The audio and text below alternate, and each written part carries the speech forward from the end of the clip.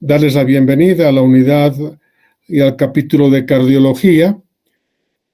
Vamos a estar 3 semanas en contacto permanente, cada grupo con su docente y en general con nosotros cuando tengamos que dar una charla técnica y teórica como la de ahora.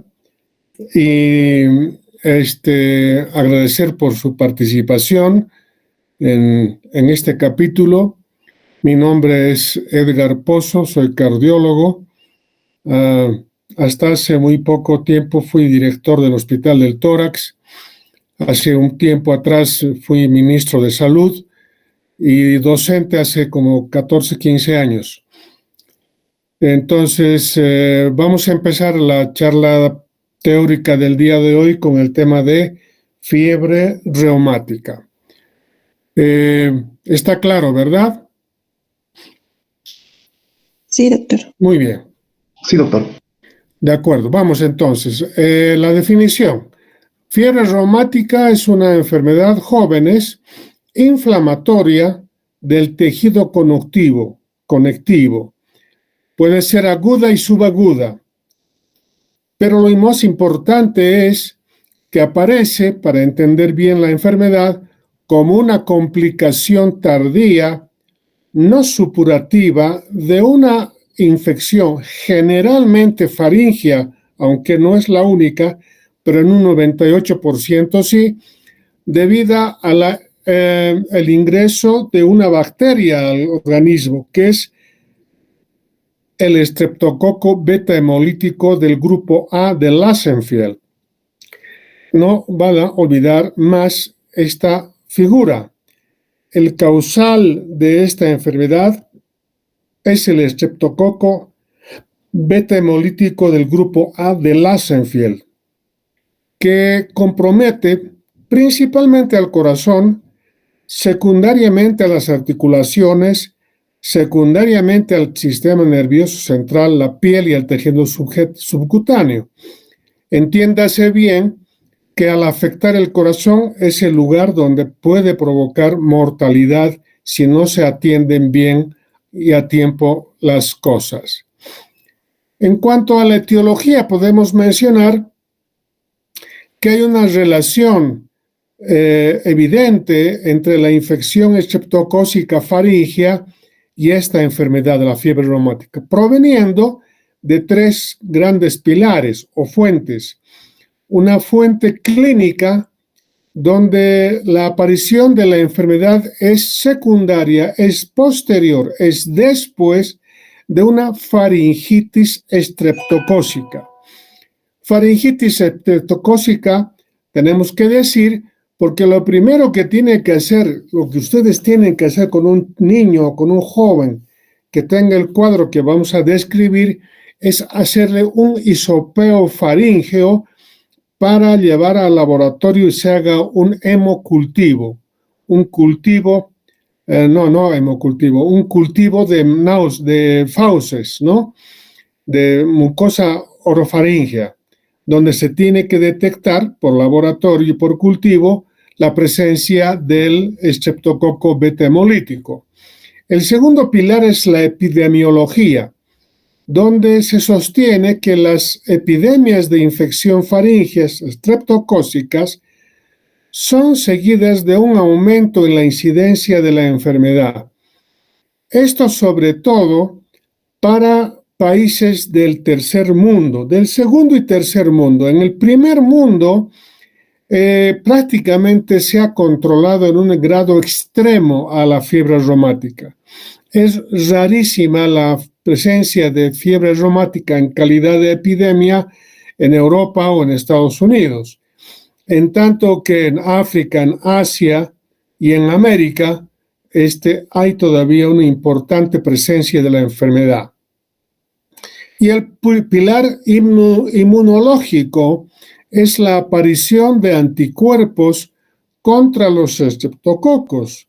De los diversos mecanismos que se han propuesto, el de mayor importancia es el inmunológico, porque evidentemente hay una importante reacción inmunológica al estreptococo. ¿Esto a través de qué?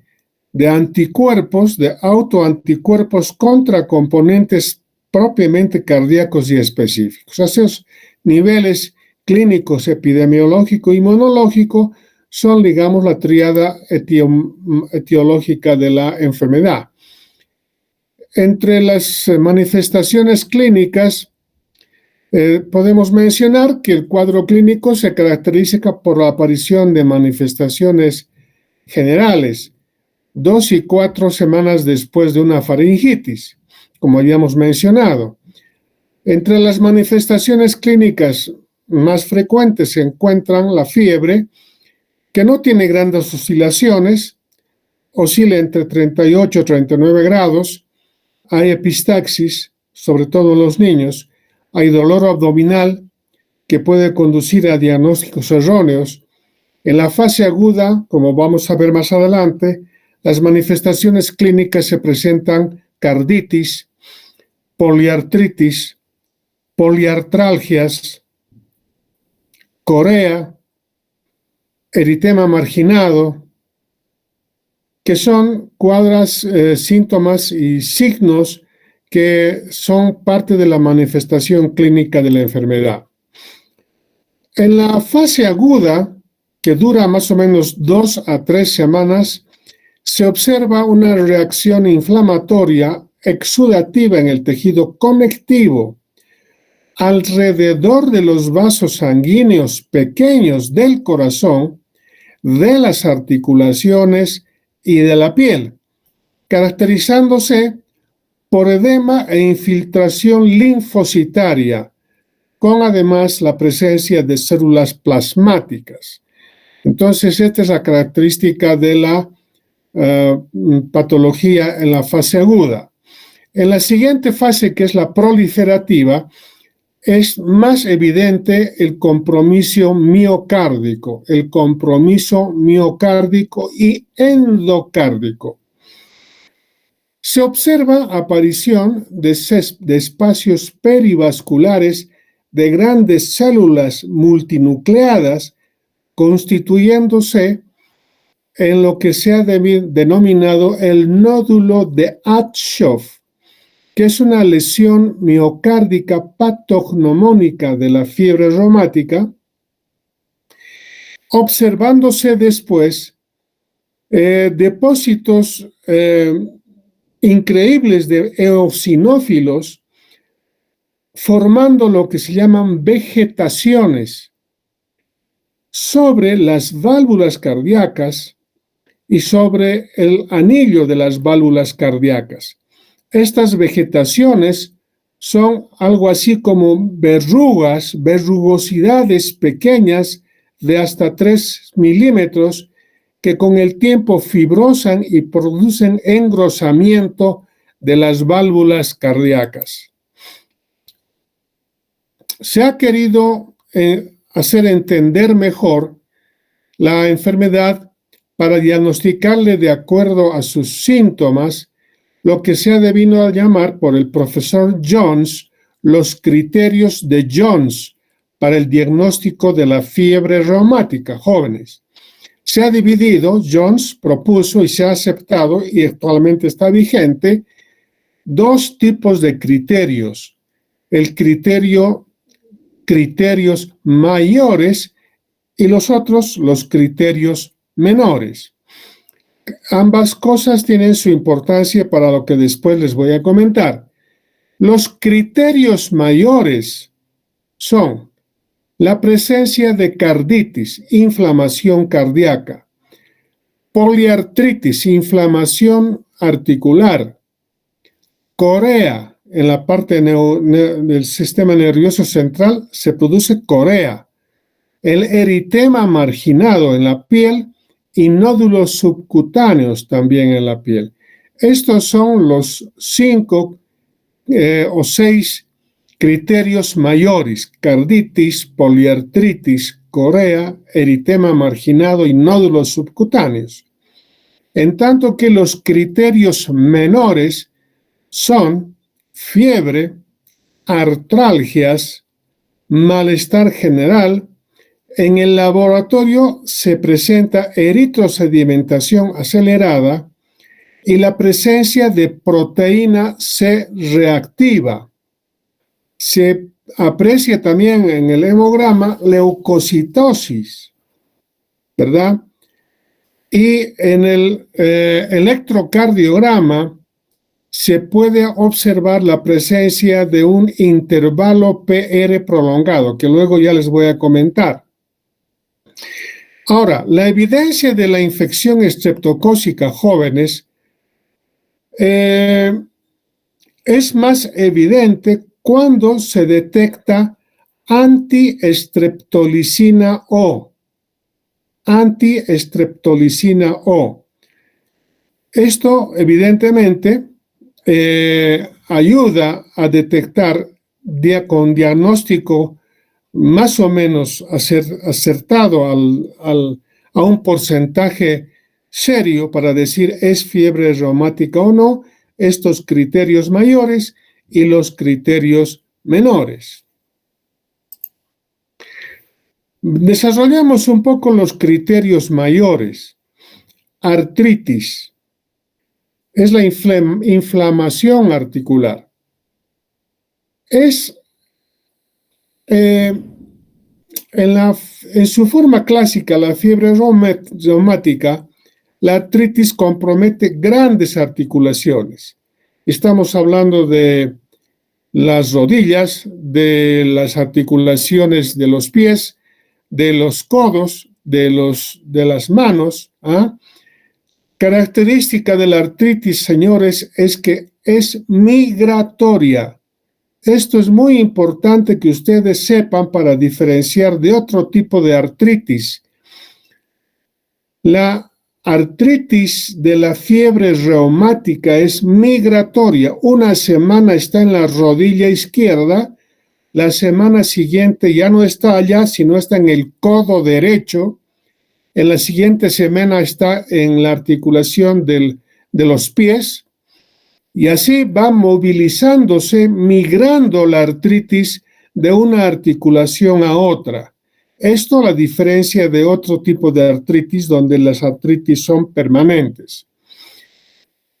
Hay evidentemente persistencia e inflamación de la cabeza de los metacarpianos y en ocasiones puede generar deformidades típicas de los dedos. En un lapso de más o menos 15 días, todo el brote reumático empieza a declinar y al menos de un mes puede dejar de tener vigencia sintomática la artritis. O sea, entre 1 a 2 semanas hasta 4 semanas es su durabilidad en cuanto a la artritis. Luego tenemos el compromiso neurológico, que es la corea o el corea de Sydenham, que preferentemente en niños mayores a los 3 años y antes de la pubertad. Estamos hablando entre los 3, 4 hasta las 14, 15 años. Es una afección del sistema nervioso central jóvenes caracterizada por una inestabilidad emocional. Los chicos son muy inestables emocionalmente. Hay movimiento brusco en los muchachos y hay involuntarios que perjudican incluso la aprehensión de objetos y la marcha. Esto es característico cuando la madre los reprende al niño porque dejó caer o el vaso o la taza o el platillo, pero no es por culpa del muchacho, sino que es por culpa de la neuritis de Sydenham, la corea de Sydenham, que lo obligan al muchacho a tener movimientos bruscos e involuntarios. Esta sintomatología, este cuadro clínico de la corea, puede durar mucho tiempo. Estamos hablando de un trimestre hasta un semestre. después de la infección estreptocócica. También en algunos casos hay trastornos de la emisión del lenguaje, hay dislalias. Estas manifestaciones son generalmente diurnas durante el contacto del niño con el medio exterior. En las noches prácticamente no hay síntoma de la corea. Luego está la otra gran manifestación mayor, es la carditis, que se entiende como la inflamación del corazón, tanto en el endocardio como en el miocardio. Por ello, se diagnostica por la presencia de soplos. El médico escucha soplos. A la radiografía se ve cardiomegalia.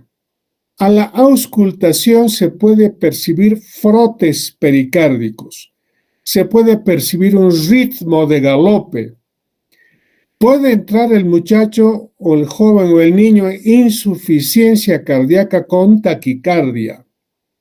Entre los soplos, el más frecuente es un soplo holosistólico de eyección a nivel del área mitral, en el área mitral, un soplo sistólico. Holosistólico quiere decir en toda la sístole en la región del área mitral, con una gradación entre 3 y 4, o sea, es importante el soplo. Y en el electrocardiograma, cuando hay carditis, hemos dicho que hay una prolongación del intervalo PR, que luego vamos a ver. Otra de las manifestaciones clínicas mayores son los nódulos subcutáneos. Son evidentemente nódulos que están bajo la piel, son más frecuentes cuando hay carditis. Son nodulaciones indoloras y más fugaces que los de la artritis reumatoidea, aunque su localización oleocraneana es similar. Aparecen un poco tardías y evolucionan en forma de brotes, los nódulos subcutáneos. Si bien este es un signo mayor, la verdad de las cosas que en nuestro país, en nuestro medio, no es muy frecuente la presencia y la detección de nódulos subcutáneos, pero internacionalmente se los considera parte de los signos mayores de Jones. Y finalmente está el eritema marginado. Que es una erupción cutánea eritematosa, rosada, de borde externo bien delimitado y en algunos casos con un borde interno difuso, que tiene forma de mácula y que al palidecer en el centro tiene forma de anillo. En este eritema marginado, esta erupción eritematosa no provoca escozor, no es pruriginosa, es de corta duración, ¿verdad? Su localización es generalmente en el tronco, en las regiones glúteas y la región proximal de las extremidades. También está acompañado en el proceso de la carditis. El eritema marginado tiene aparición temprana, pero a veces reaparece tardíamente en la convalecencia de la enfermedad. Pero este eritema evidentemente maculoso es como una mácula, como un anillo, se lo ve así en el tórax y en los miembros superiores e inferiores. En cuanto a los signos menores, doctores, tenemos la fiebre, que es recurrente, aparece y desaparece. No pasa generalmente de los 39 grados, rara vez presenta 40 grados el muchacho o el niño. Hay importante malestar general, claro, es un síndrome toxinfeccioso, por supuesto, y en algunos casos puede comprometer al paciente en menor grado observándose palidez, pérdida de peso e inapetencia. Claro, es un un síndrome toxoinfeccioso. Y luego, otro de los importantes signos menores son las poliartralgias, que son diferentes a las poliartritis. Las poliartritis son inflamación de las articulaciones y las poliartralgias, dolor en las articulaciones. Ocasionalmente, aunque no es, evidentemente no es lo común, se constituye como una manifestación clínica única. Ahora bien, hemos hablado de los signos mayores y signos menores. ¿Cómo se puede llegar a un diagnóstico? Analizando estos signos mayores y menores de Jones. Cuando se detecta a solo 2 de los 5 criterios mayores, por decirles, carditis y artritis y artralgias, artritis y carditis, es una gran posibilidad de que estemos frente a una fiebre reumática. También puede haber un criterio mayor, dos criterios, aquí está mal la diapositiva. Dice, el diagnóstico se hace cuando se presentan 2 criterios mayores. Eso está claro, lo que les acabo de explicar. Pero también puede ser diagnóstico cuando hay un criterio mayor, por decirles, Corea de Sydenham, y 2 criterios menores, puede ser fiebre y poliartralgias. Entonces también es altamente sospechosa la presencia de una fiebre reumática. Los diagnósticos diferenciales. En los niños, principalmente con procesos febriles comunes y corrientes, la evolución y la aparición del cuadro típico hacen el diagnóstico, si aparecen carditis, artritis, artralgias, fiebre. Pero puede pasar a veces como un proceso febril, como un cuadro síndrome febril común y corriente. Luego también podríamos sustentar que lo mismo podría aducirse a la artritis reumatoidea juvenil, del tipo de comienzo agudo sistémico y en los adultos con artritis reactivas, cuya evolución es mucho más crónica. Tanto en adultos como en niños, la rápida respuesta a los salicilatos es una clásica respuesta terapéutica, aun cuando no patognomónica, pero es muy característica la respuesta a los salicilatos. En los adultos, la artritis reactiva, característica que la artritis es generalmente en una sola articulación o en 2, pero permanente durante varias semanas. Puede haber coexistencia de fiebre reumática y endocarditis bacteriana. Es otra infección cardíaca provocada por bacterias, ¿no? Y que no son el estreptococo, pero que pueden desarrollar trastornos similares a los que hemos visto hace un instante, los criterios mayores y los criterios menores. También en los mayores se puede encontrar artritis séptica que puede originar una confusión, en la anemia de células falciformes, en el lupus eritematoso y en la leucemia aguda. Esto evidentemente no son tan frecuentes, pero evidentemente hay que mencionarles.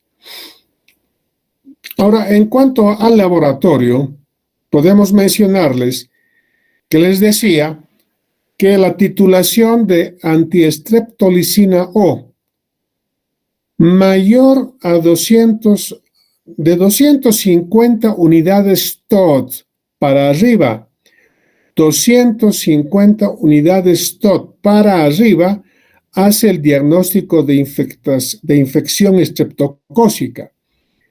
Este es un criterio modificado por Jones, porque por sí sola la antiestreptolicina no asegura diagnóstico.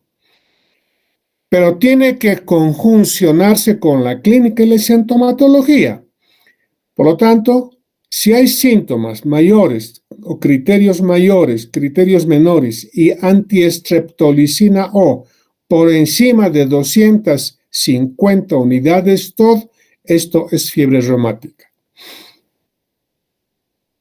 Luego mencionarles que el seguimiento del nivel de título de positividad de la antiestreptolicina tiene valor diagnóstico, pero no tiene valor pronóstico ni tampoco utilidad en el manejo del tratamiento. Es más para diagnosticar la presencia de más de 250 unidades TOD de antiestreptolicina O.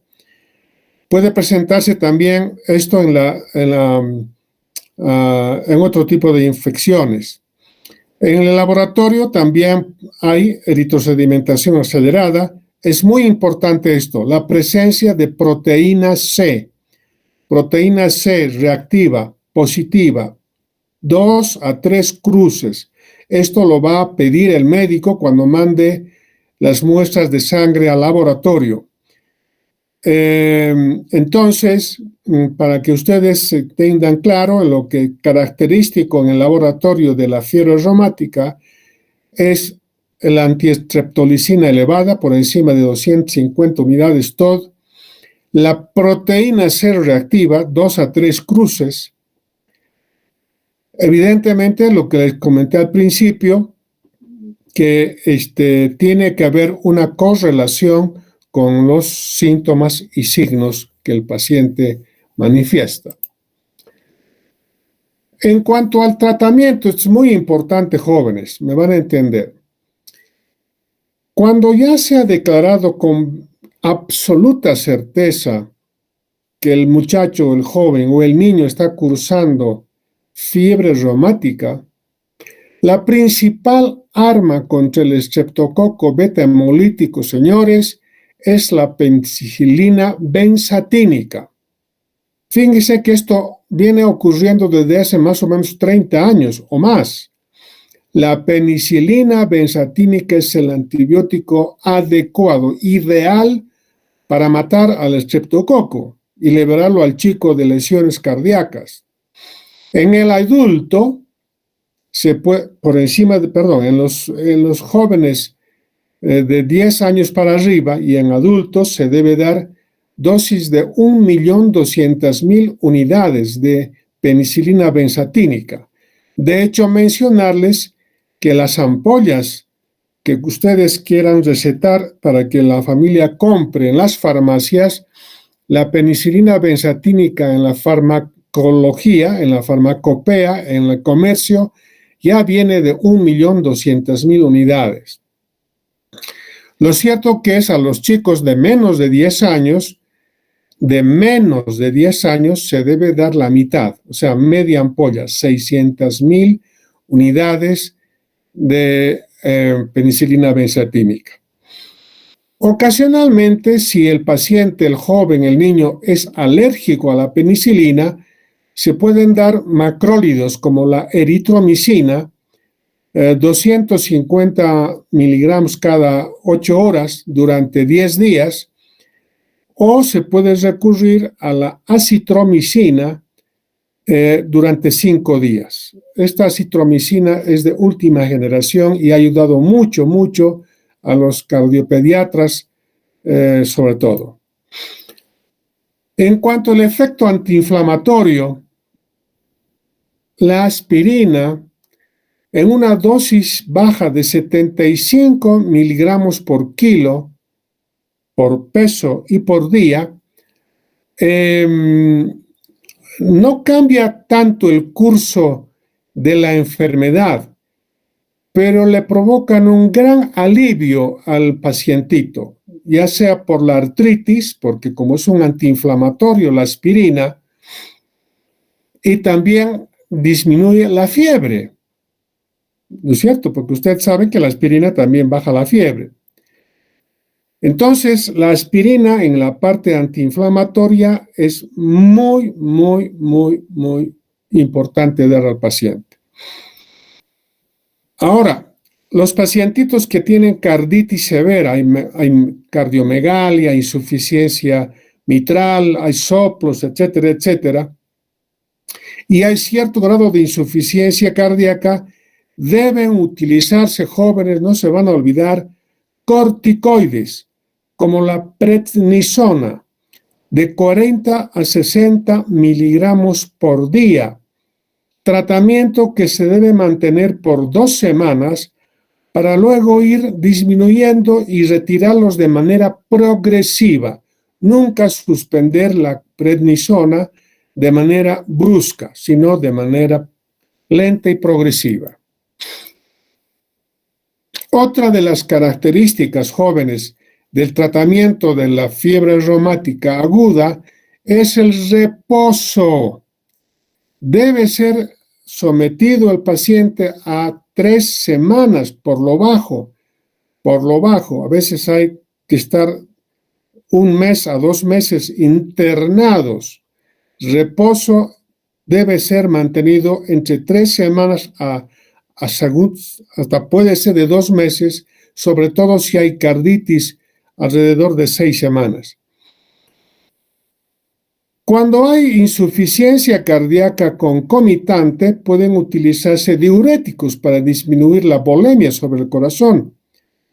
Y raramente, pero si se debe utilizar, se puede utilizar cardiotónicos como la digital.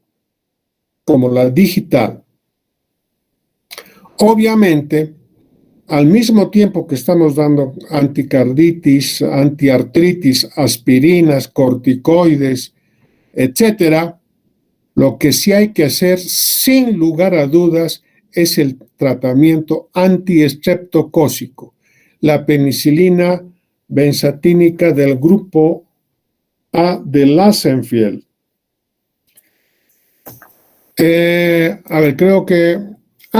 Muy importante esto. Una vez que el muchacho ha superado la fase aguda, hay que tomar en cuenta lo que se llama la prevención secundaria, doctores. La prevención secundaria, para evitar el entendimiento, se la conoce actualmente como prevención secundaria. Pero para que ustedes tengan mejor comprensión, yo les diría que es el tratamiento a largo plazo para que el estreptococo no vuelva a ingresar al organismo.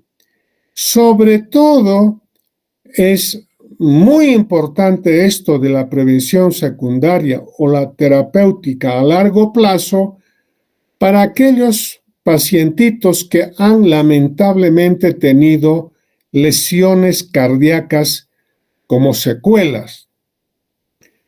Entonces, el principio dice que es fundamental y es muy efectiva la prevención secundaria o la terapéutica a largo plazo si se lleva a cabo de manera adecuada.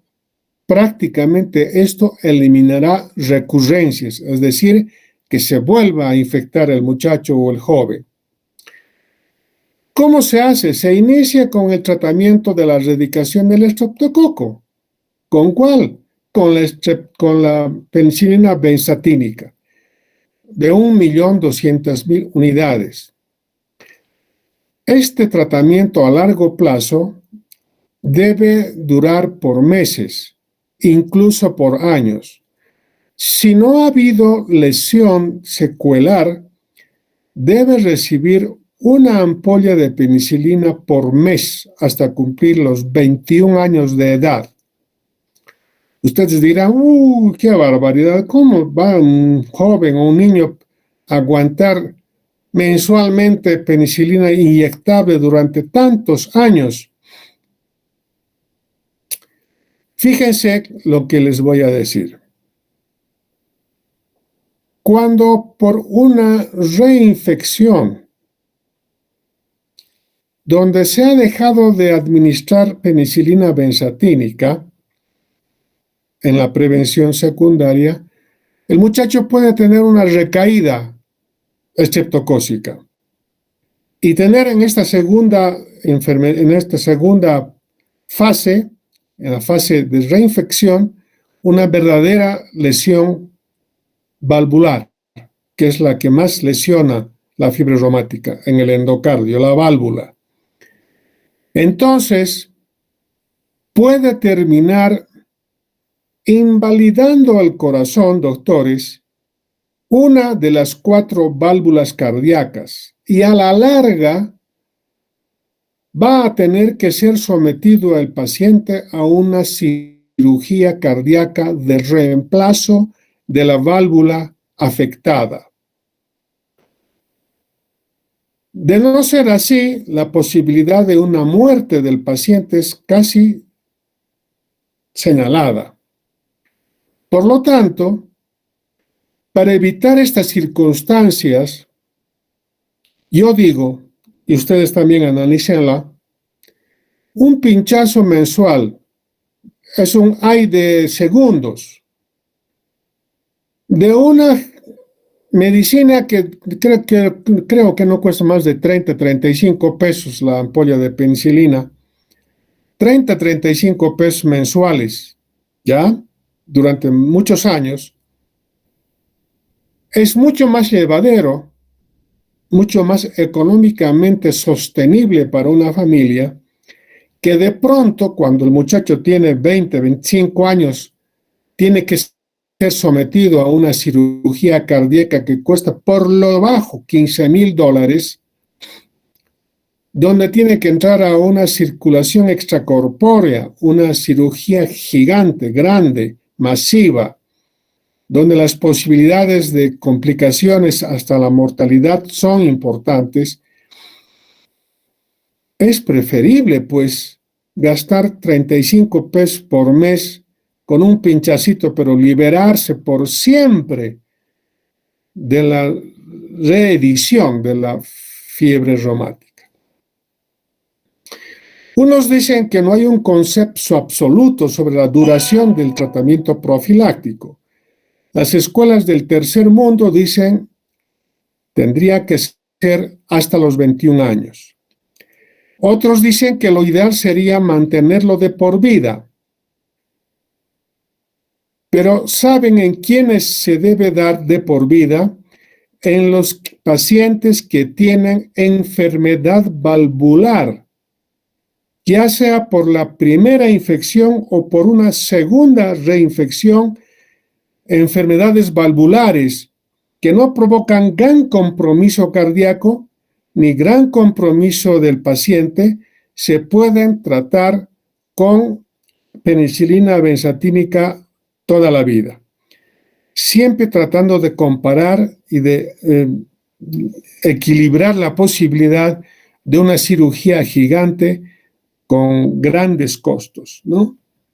Entonces, incluso en algunos pacientitos, como dice aquí la diapositiva, la parte final, aún en pacientes que se han provocado las válvulas protésicas, se las han cambiado las válvulas, en estos casos, con mayor razón, hay que dar penicilina de 1.200.000 unidades. Ahora, si el paciente es evidentemente alérgico a la penicilina, es que es muy frecuente en estos medios, se puede dar eritromicina 252 veces al día por años enteros. Bueno, estas son las recomendaciones que quiero que ustedes sepan, porque esta fiebre, evidentemente, cuando es mal abordada, provoca muerte. Y esto es lo que ustedes tienen que evitar. Por lo tanto, algunas reflexiones finales. Muchos médicos generales en la consulta externa de los centros médicos y más aún en el área rural, el médico se enfrenta a el muchacho o al niño con la mamá, ¿verdad? Y entonces La, la perspectiva de enfrentar a la enfermedad va a ser explicar bien a la madre los alcances que tiene esta enfermedad si no se toman las determinaciones que ustedes tienen que explicar al papá o a la mamá. Que hay que pinchar al chico. Sí, hay que pincharlo, pero si no se le pincha, se puede morir. Ahí está, es una posibilidad. ¿Verdad? No se olviden una cosa que les dije al principio. Traten siempre de tomar un hisopeo faríngeo cuando llega el chiquito con sus amígdalas inflamadas, llenas de pus, etcétera. Lo primero que ustedes tienen que hacer es descartar que sea una fiebre reumática. Descartando estreptococia, entonces ustedes ya pueden utilizar otro tipo de antibióticos, etcétera, etcétera, en más corto tiempo y todo ello. Porque la estreptococia sí, evidentemente, provoca la muerte. Bueno, quise ser lo más resumido posible en la transferencia de conocimientos de esta enfermedad, que todavía es muy frecuente en nuestro medio. Hay un factor socioeconómico con la fiebre reumática. Ocurre este fenómeno de la siguiente manera. El padre de familia, de una familia muy discreta, con diferentes dificultades económicas, familias que viven juntos, los dos papás, papá, la mamá, y los tres hijos o los dos hijos, en una sola habitación, en camas muy precarias o incluso en el piso con colchoncitos. El padre llega porque alguien le tosió en la cara en el minibús, ¿no es cierto? Y llega con sus bacterias a la casa. Y en la noche, después de cenar, todos se acuestan juntos.